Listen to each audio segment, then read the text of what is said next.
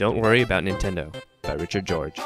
From a distance, Nintendo would appear to be in some serious trouble after stumbling with the launch of the 3DS, being forced to prematurely cut the portable's price tag, fumbling the introduction of the Wii U, not offering enough quality titles for much of 2011, and forecasting $838 million in losses, first ever for the company.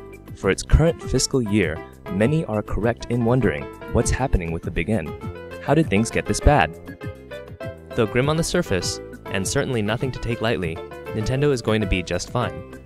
While it's true the company hasn't expertly handled the transition from DS and Wii to a new generation of hardware, most of the losses we're now seeing are simply a natural part of the rocky path back to what could be a new era of dominance. To make this situation into anything greater is simply premature, a blatant attempt to be sensationalistic and overly dramatic.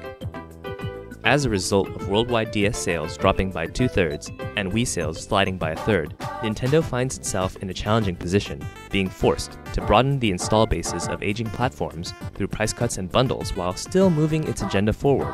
As its products sell at lower prices and the remaining potential consumers dwindle, Nintendo has to simultaneously do something that costs a considerable amount of money: invest in the future. Nintendo is now developing an innovative new console, which is incorporating new types of technology to broaden its functionality.